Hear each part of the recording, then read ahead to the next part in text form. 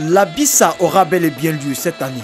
Ce, malgré la montée des eaux constatée ces derniers jours au quartier France du Grand Bassam. Au cours d'un échange avec la presse, le comité d'organisation fait référence à l'histoire pour expliquer la calamité récente dans la ville historique. À l'occasion de la révélation de la Bissa, c'était la calamité qui découlait de la faim.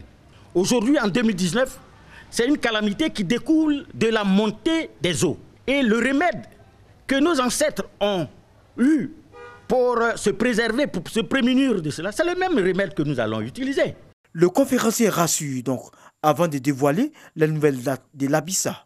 La Bissa 2019 va se tenir. Dans la perspective donc d'éloigner les calamités, le roi Tanoué Amon ne peut pas faire cette Bissa en laissant une partie de sa communauté dans la détresse.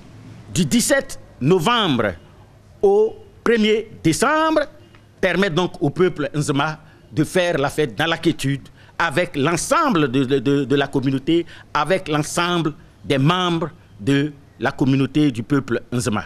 Belen Damoulé profite de l'occasion pour dire que le peuple Nzima est réconcilié. La réconciliation, elle n'est pas une chose brutale, c'est un processus. On l'entame et on l'achève. Aujourd'hui, le souci donc de Sa Majesté, c'est de mettre bas la terre, d'aller vers les autres, expliquer aux autres que nous avons besoin d'être ensemble pour le développement du peuple Nzema. Les populations du quartier France, qui n'avaient plus l'électricité depuis la montée des eaux, ont désormais le courant. Ce rétablissement de l'électricité ouvre la voie de l'organisation de la Bissa 2019, selon Belen Damoulé.